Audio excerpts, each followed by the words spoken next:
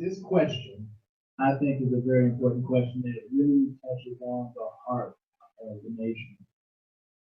From the insurance to the pharmaceutical industries to nursing schools, our healthcare system seems centered upon profit rather than patient. First, I'm going to start with you, Mr. Carroll. What could your administration do to redirect healthcare in this country back to patient-centric practices? Well, I think we not only are based on profit, but we're also based on innovation. And not just the medical field, but in so many other fields. When I was in Colombia, there was an American doctor who was traveling around South America just helping nonprofit places. And the reason he was doing that, and this was in the 1980s, so 1981, he wanted to retire.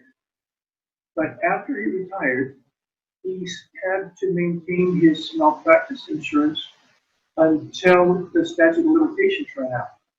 So he moved all of his resources out of the country and was practicing just for fun, traveling around, because he had to stay out of the country for 5 years before he could go back to the United States, because I think the figure he gave me at that point was his insurance was $500,000 a year.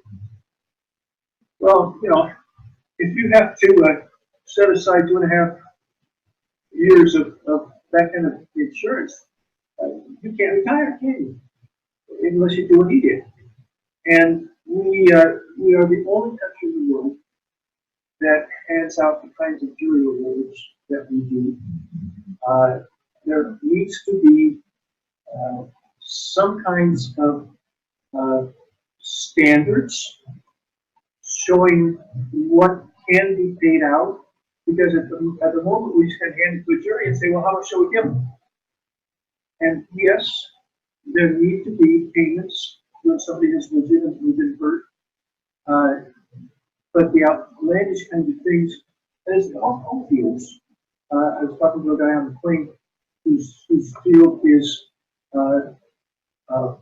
intellectual property litigation.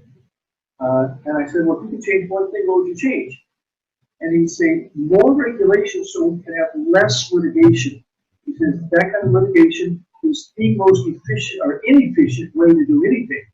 And I think that's not just in this field, but it's in medicine, it's all other places. You know, the doctors have to order all kinds of tests that probably aren't necessary. But if they don't order it, they're open to malpractice insurance, malpractice lawsuits. And so that would be one way to quickly try and bring some things under control.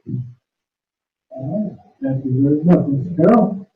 Mr. Schriner, same question. How would your administration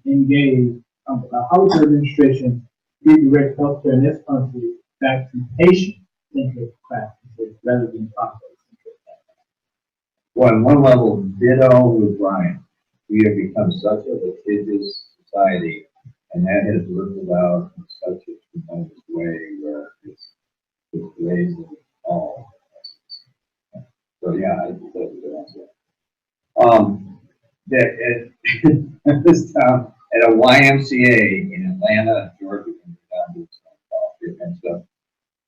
And I went in the men's locker room, and adjacent to the locker room was this 2.5 foot deep whirlpool. 2.5 feet deep, just like a little kid's pool. The sign above the whirlpool was bigger than the whirlpool. You know what it said? No diving.